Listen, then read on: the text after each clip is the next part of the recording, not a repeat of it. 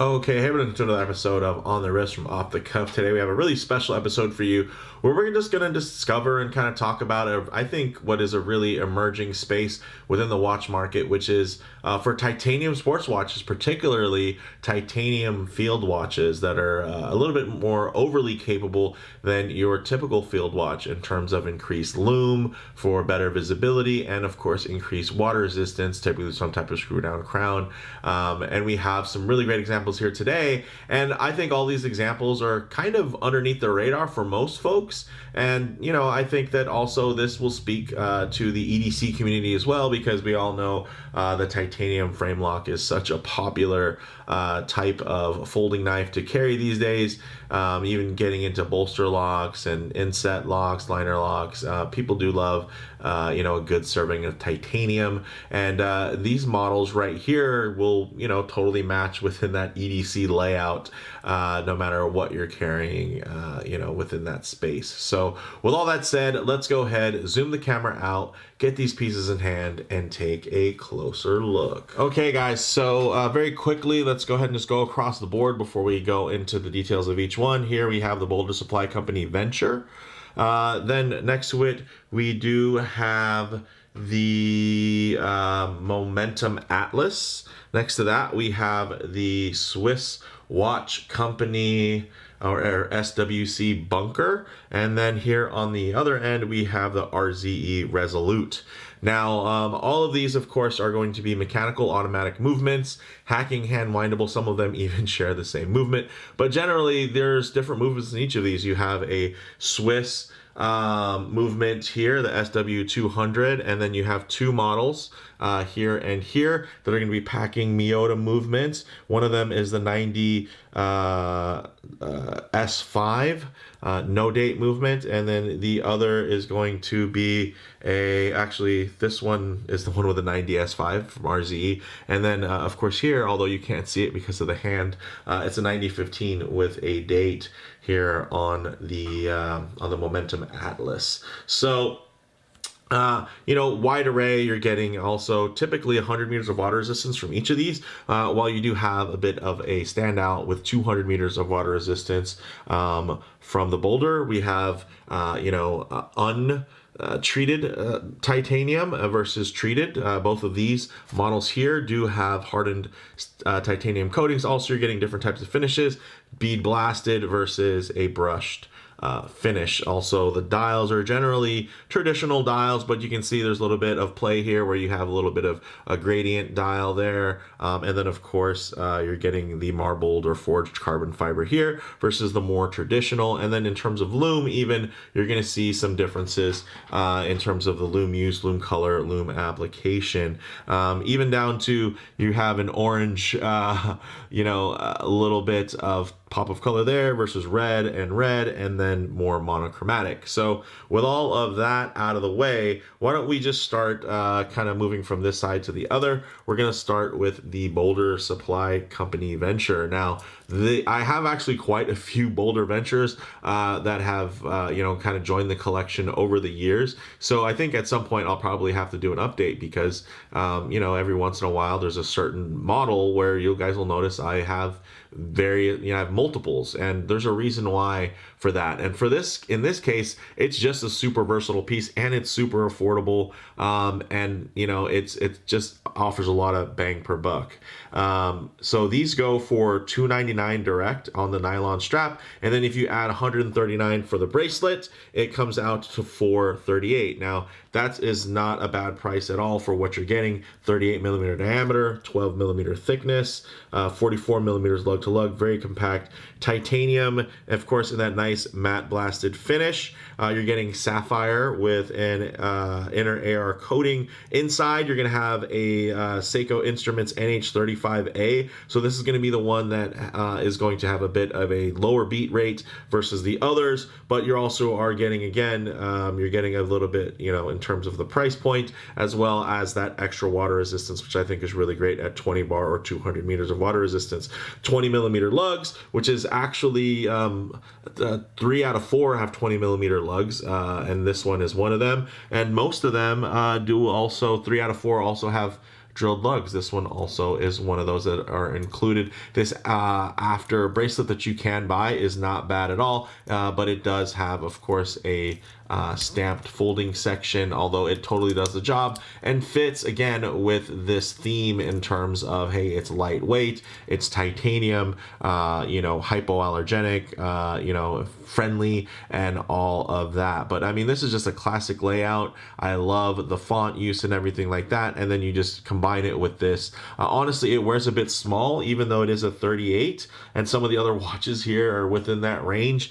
This one wears especially, let me give it a little bit of dust off there. Whereas especially smaller because it does have that shorter lug to lug width, which is very traditional for a true field watch, is to be smaller because you don't want it to be getting in the way of the rest of your kit or your gear that you're wearing, from a tactical standpoint.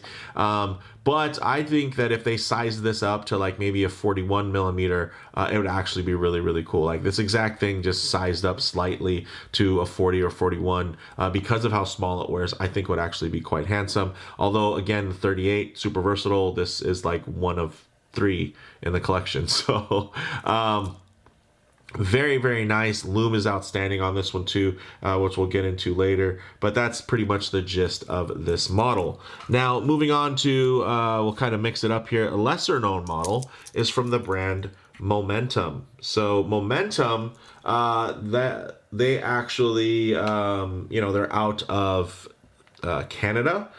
This is their Atlas, and this goes for $535, and it comes on the bracelet. 38 millimeters in diameter, 11.5 millimeters thick, 44.4 millimeters lug to lug, and then it is all matte blasted on this bracelet. Titanium, also push pins, and we'll see if actually we do have some screw pins towards the end there. You also get this cool, I believe these were only on the first production cycle where you got the gilted or the gilt accented movement there on the Miyota, but now it's pretty standard. So some of you might prefer the standard, but this is a nice warm little pop of color. And then of course with a 20 millimeter lug width, real strap monster. Would have been nice to have drilled lugs, but apart from that, I mean, this thing is pretty perfect. It wears really beautifully, and if you compare it here, you can see even though they're the same size, it's going to be a little bit larger. Also, you figure in female end links versus male end links. Those male end links are going to help elongate this on your wrist, so it lays a little better. So if you have a larger wrist, this and you typically don't wear 38s, you might enjoy this one because it does it does more with its kind of case shape to give you a little bit of extra wrist presence.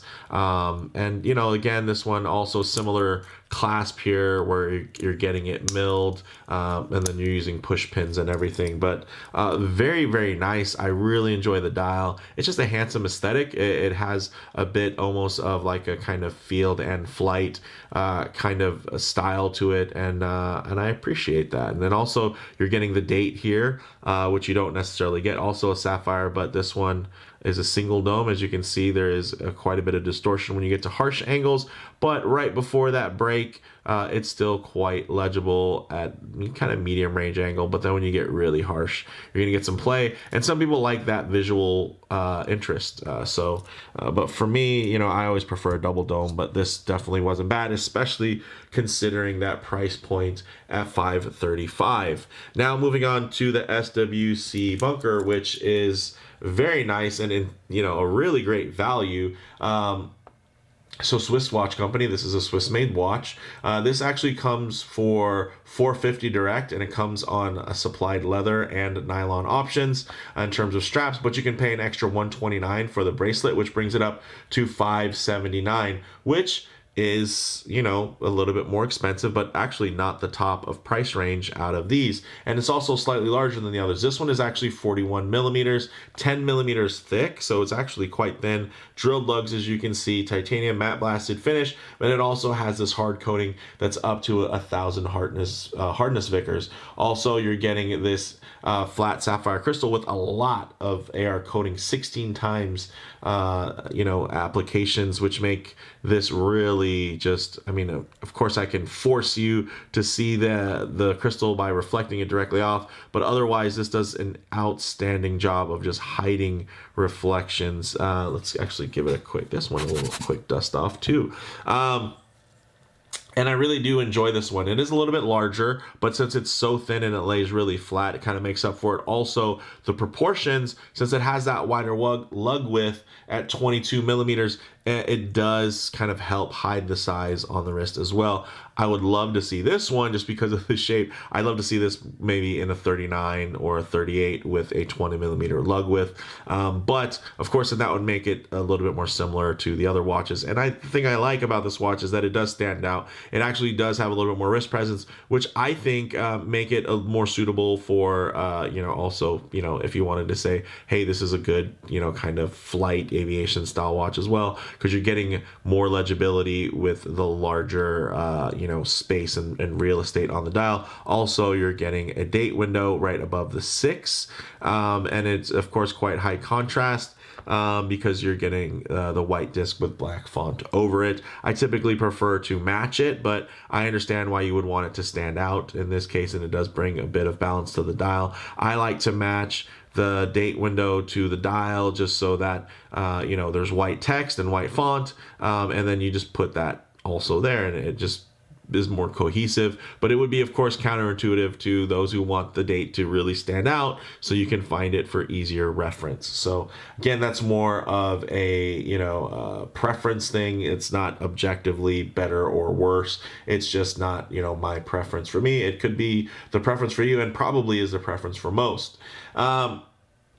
Getting on to this really awesome all black matte dial, you're actually getting 20 layers of X1 grade lume on here. So this is quite a beast. And if I try to get it close, and you can even see they are quite raised, the indices, because of all the lume that's on there. And that's going to come into play here once we get into some low light and lume shots. But it is really quite nice from that perspective. Solid links, of course. These ones are actually articulated versus these ones were more kind of milled to that 3-link style, where these are actually 3 links that have been kind of pinned together. So you're going to be able to just, these aren't fully articulated, but there's definitely a clear delineation in terms of, 3 pieces of metal that are pinned together, versus here it's kind of etched to appear like 3 links. So that's a nicer piece. Also here you're going to get semi-milled, because you're going to get a milled folding section with a stamped outer, and these are pretty standard. And you're also getting a little bit of micro adjust there. The push button is again a kind of staple within some of the options we've seen thus far. Signed, and again this is also hardened as well to 1,000 Vickers. So very, very nice from that perspective. And then last but not least, here we have the most expensive of the bunch, but probably arguably, in many ways, most fully loaded, but there are cheaper options. So this one goes for $649 direct. This is the RZE Resolute. And so $649 direct on the bracelet, or you can get it for $599 on the standard kind of non-carbon fiber dial on a bracelet as well. They don't really have a plain black dial, so we'll be using kind of the carbon fiber dial as the standard. But yeah, if you didn't want a carbon dial, you could get this for cheaper as well at only $599, and it would also be on the bracelet, which is a little bit more comparable and not as far off from some of the other options here. Mainly, the Atlas at $535, and then the SWC at around $579. Now they're a little bit closer, and then also that kind of puts into perspective what a smoking deal that Boulder is. But with that extra cost, right, guys, you also are getting some things that are going to be quite, exotic by comparison. The dial, of course, in terms of the sizing, 40 millimeters in diameter, bit more versatile, right? 10 millimeters, 10.5 millimeters thick. thick, I should say, 46 millimeters lug to lug. And here you're getting a brushed finish. So this is going to be, it's going to look a little bit more like steel, but it does have this ultra hex hard coating, which is actually up to 1200 Vickers of hardness. So this is going to have the hardest coating on top of it. Also, you're getting a flat sapphire with inner AR coating, screw down crown that is signed. All of these have screw down crowns, which gives it 100 meters of water resistance, 100, 100, 100, and then 200. The movement inside, although you can't see it, is a Miyota 90S5. No date, which means there's going to be no ghost position. Nice smooth 4 hertz beat. Now we are getting applied indices here, which is great and something that's different than the others. And then of course the dial. So you're getting a little bit more substance from that perspective. Of course that can be stylistic. Some of you might see these as more traditional field watch choices and prefer them, while this is going to be more of maybe an adventure watch, right? For you, kind of within that space of, although technically, I mean, you could say that the Rolex Explorer is a field watch, right? So there's that. But you're also getting, different levels of lume here because of that. And then, again, 100 meter water resistance, 20 millimeter lugs that are also drilled. The bracelet is very nice, fully articulated, real deal here. And you're also getting screw pins, which is quite nice. And, excuse me. I need to drink some water when we get to the next shots. Now you're getting fully milled on the clasp, which is quite fantastic. But let's go ahead and cut away to some wrist shots. Okay, I have a cough drop in now, so I should be fine. But as you can see on my 7.5-inch wrist, this model here I believe this was at 41 millimeters, wears quite nicely. Very nice and low to the wrist, very sleek, definitely has, kind of land and sea vibes there, or I should say land and air vibes. But of course you can also get some sea vibes because of the extra water resistance. So quite nice. And if we were to compare that here, right, 41 versus 40, you can see that this 40 is probably a little bit more balanced in terms of its proportions. Doesn't look oversized, doesn't look undersized. Definitely hits more of kind of that sweet spot that people really enjoy. Almost has kind of like a RoboCop look to it. I don't know if you guys remember the old RoboCop movies from the 80s. Maybe they even went into the 90s. But they, there was that kind of that brushed finish that he had that had almost like a kind of a hue to it that just looked really cool. And you kind of get that here, that cool kind of, I would say in real life, it doesn't look blue at all. But I wouldn't be surprised if the video kind of gives it a bit of a tint. I would say it definitely looks a little bit more like steel versus some, kind of heated look there. But very, very nice. And you can see, again, comparably very cool, both on the upper tiers of the spectrum in terms of how much they cost, but they do offer a lot, within that space here and are very cool. And then, the great thing is you wear this, it looks like a field watch, has that military design there, tactical look.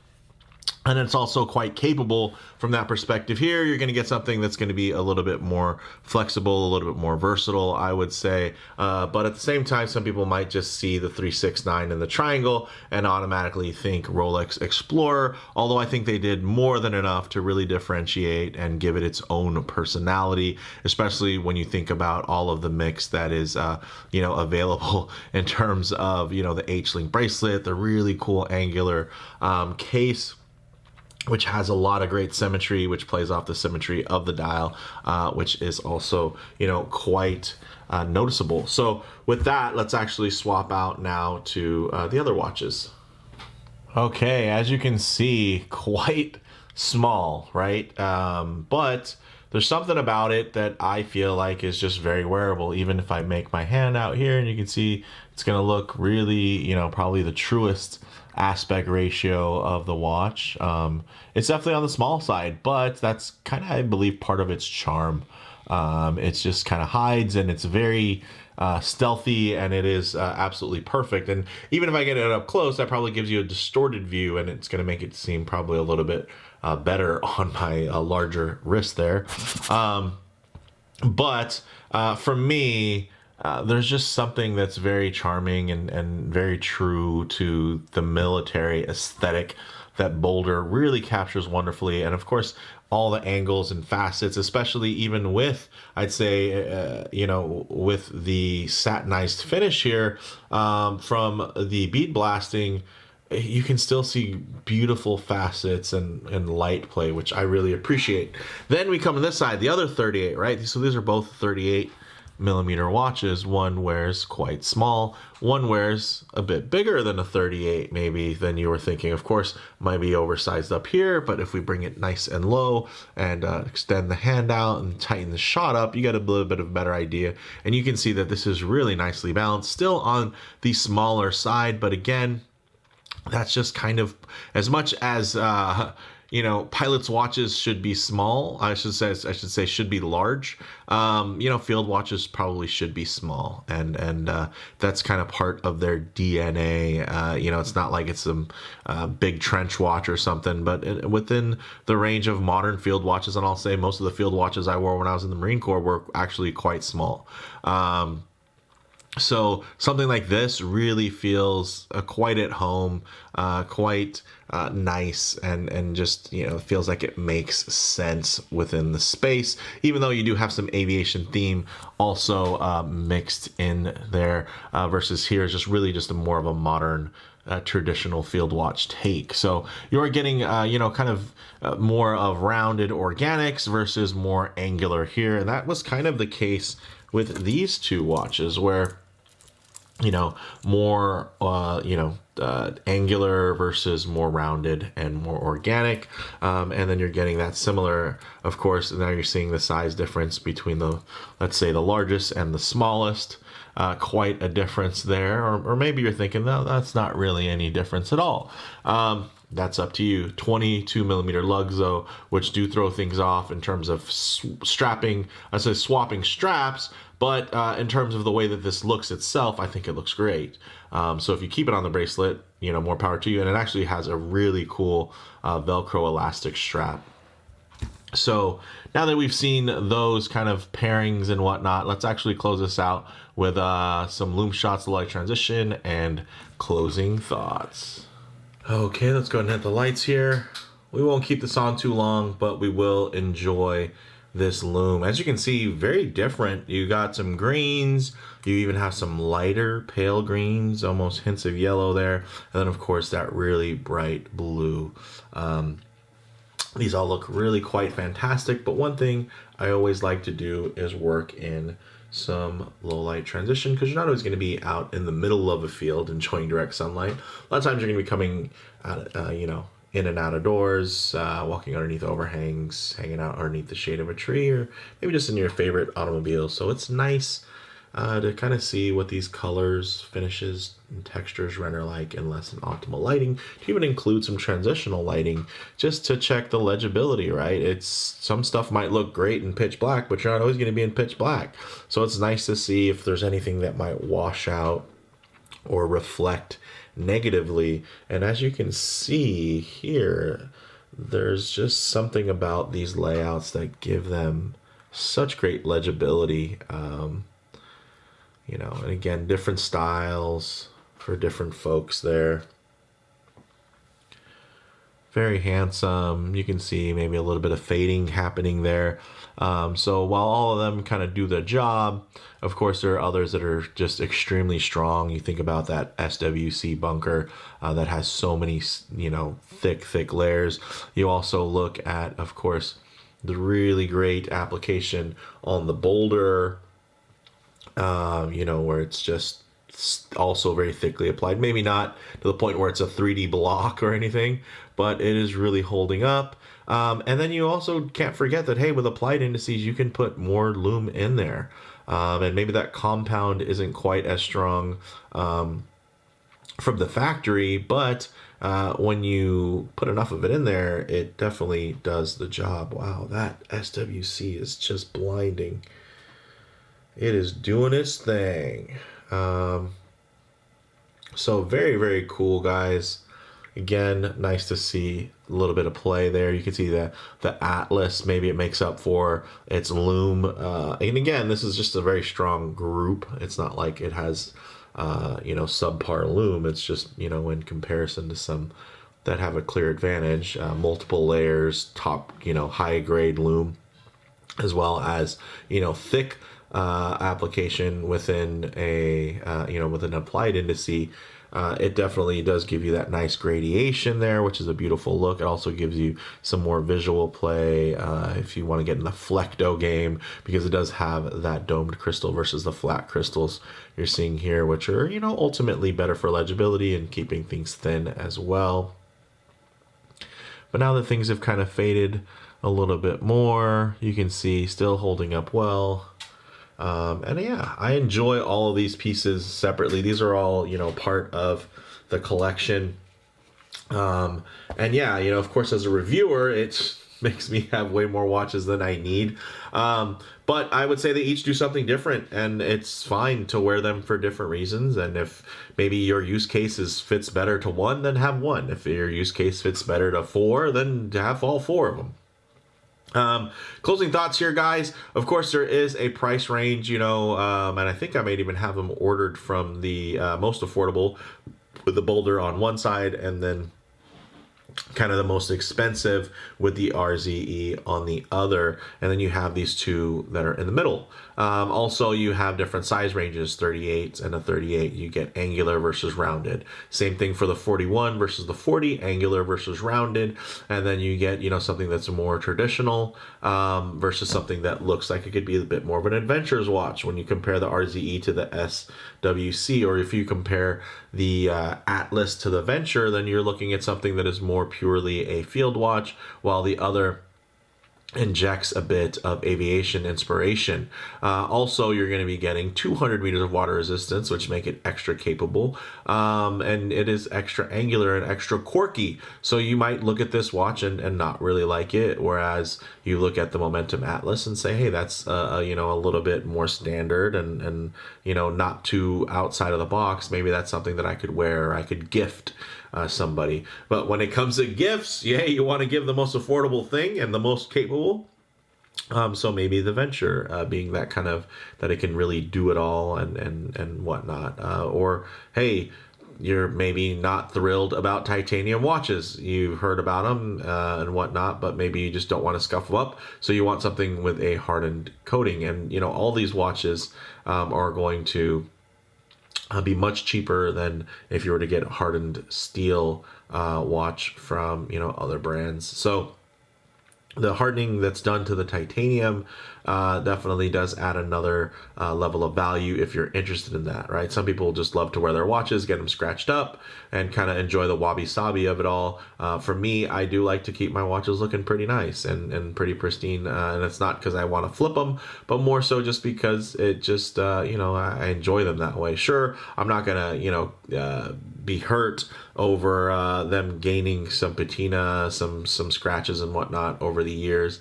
But yeah, I prefer to keep them pristine. But let me know what you guys think in the comments below. Which watches did you prefer over the other? Which did you think were good matchups? What do you think I was missing from this? Of course, these are all mechanical automatics, and they all are from independent micro brands.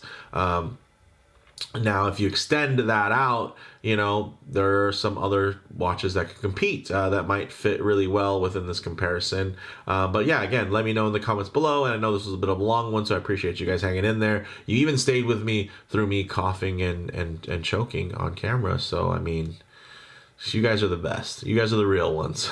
All right. So let me know what you think in the comments below. If you like the video, please do it like. And if you haven't already, please subscribe for more content just like this. Thanks, guys.